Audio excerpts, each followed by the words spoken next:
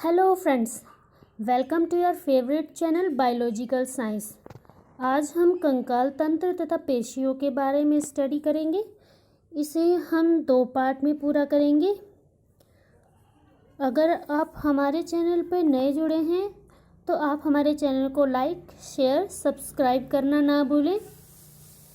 इससे पहले मैंने ह्यूमन ब्रेन और ह्यूमन हार्ट पर वीडियोस बना दी है और उन्हें अपलोड कर दिया है। तो अगर आपने उन वीडियोस को नहीं देखा है तो आप उन्हें प्लेलिस्ट से देख सकते हैं। तो चलिए स्टार्ट करते हैं। कंकाल तंत्र, स्केलेटन। कंकाल तंत्र शरीर को एक निश्चित आकार देने का काम करता है। कंकाल तंत्र इंटरनल ऑर्गन जो होते हैं उनको सुरक्षा देने का काम करता है, जैसे कि ब्रेन, लंग्स, हार्ट, इन सभी को सुरक्षा देने का काम करता है।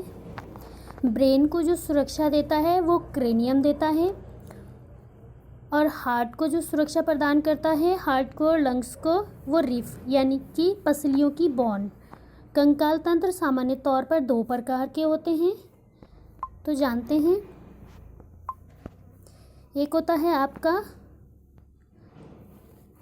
बाह्य कंकाल तंत्र, दूसरा होता है आपका अंतः कंकाल तंत्र। बाह्य कंकाल तंत्र यानी कि एक्सोस्केलेटन सिस्टम, एक्सोस्केलेटन और एंडोस्केलेटन। अब बात करते हैं एक्सोस्केलेटन की। बाह्य कंकाल तंत्र, इसमें भी कंकाल संरचनाएं होती है। उदाहरण के लिए अगर हम देखें कछुए को, तो कछुए की जो एक निश्चित संरचनाएं यानी कि इसकी भी एक निश्चित संरचना होती है। ये त्वचा के ऊपर पाई जाती है, यानी कि त्वचा के ऊपर होती है।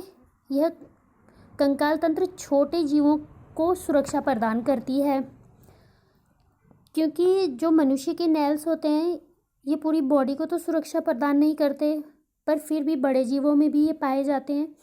पर छोटे जीवों का उदाहरण आपको कछुए का है, जो कि इसे ये सुरक्षा प्रदान कर रहा है। जब भी कोई खतरा देखता है कछुआ तो ये इसके अंदर छुप जाता है।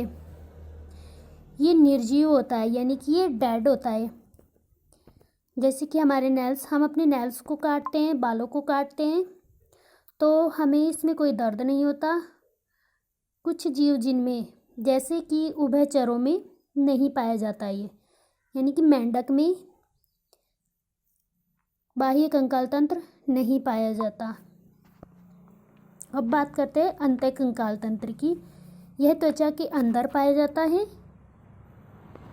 जैसा कि हमें एंडो से ही पता चल रहा है कि ये शरीर के अंदर होगा। यह शरीर को एक निश्चित आकार प्रदान करता है, जैसे कि गाय, भैंस, बकरी, इनका एक निश्चित आकार होता है।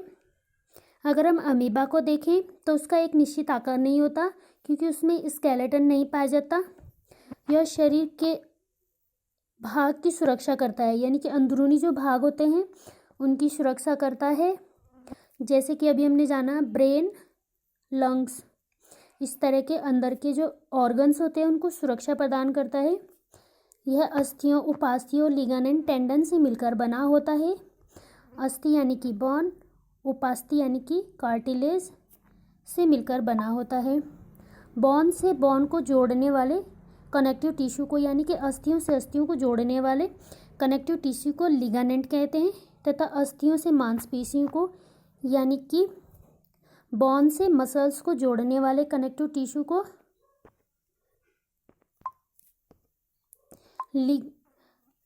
टेंडन कहते हैं।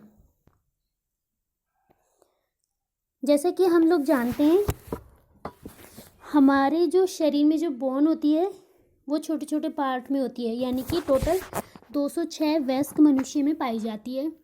यानी कि ये सिर्फ एक बोन नहीं होती है, जिस कारण हम इसे इजीली मूव कर पाते हैं। तो इसी कारण यह आपस में किसी न किसी चीज़ से जुड़ी होती है। तो अब बात करते हैं मानव कंकाल तंत्र की। मानव कंकाल तंत्र ह्यूमन स्केलेटन, यह त्वचा के अंदर होता है। यह हम पहले भी जान चुके हैं। यह शरीर को एक निश्चित आकार प्रदान करता है, जैसे कि जिस कारण हम सीधे खड़े होकर चल पाते हैं। यह शरीर के अंदर के भाग की सुरक्षा करता है, यह भी हम जान चुके हैं। और यह अस्थियों, उपास्थियों, लिगामेंट, टेंडन से मिलकर बना होता है। कंकाल तंत्र के अध्ययन को अस्थि विज्ञान यानी कि ऑस्टियोलॉजी कहते हैं। अब जानते हैं मनुष्य में कंकाल तंत्र कितने प्रकार का होता है। मेनली मानव कंकाल तंत्र को जो है 2 भाग में डिवाइड किया गया है। एक है आपका अक्षीय कंकाल तंत्र, एक्सल स्केलेटन। दूसरा है आपका एपेंडिकुलर यानी कि उरुग में कंकाल तंत्र। अगर हम स्कल की बात करें तो इसमें टोटल 28 बोन होती है, जिसमें कि 6 ईयर बोन भी काउंट होती है। ईयर बोन की बात करें तो ये टोटल 6 होती है। इन्हें मेलियस, इनकस, स्टेप्स कहते हैं। स्टेप्स जो होती है वो कान की यानी कि कान की बोन तो होती ही है, पर ये हमारे पूरे शरीर की सबसे छोटी बोन होती है। जिस प्रकार की हमारे शरीर की सबसे बड़ी बोन जो होती है वो फीमर होती है, जो कि जांग की या लोअर लिम्स की होती है। अब बात करते हैं क्रेनियम यानी कि कपाल। इसमें टोटल 8 बोन होती है। फेस बोन यानी कि इसको हम फेशियल बोन भी कहते हैं, इसमें टोटल 14 बोन होती है। इन्हें हम आगे डायग्राम से देखेंगे।